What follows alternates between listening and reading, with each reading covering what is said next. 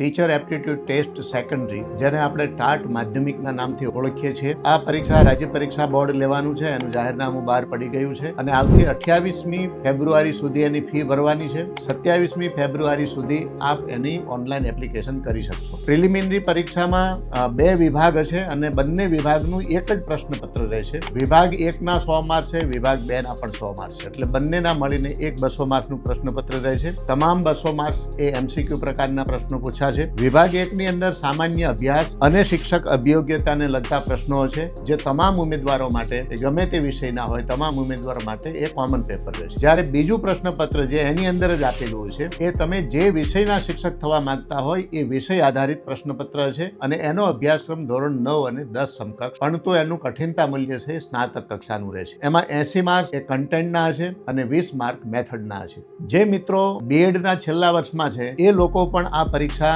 Form ભરી શકશે, પણ કન્ડિશન એ છે કે જ્યારે પણ ભરતીની જાહેરાત આવે ત્યારે તમારી પાસે એ બીએડનું સર્ટિફિકેટ આવી ગયેલું હોવું જોઈએ. અત્યારે આ પરીક્ષા આપવા માટે બીએડના છેલ્લા વર્ષના ઉમેદવારો પરીક્ષા આપી શકે છે.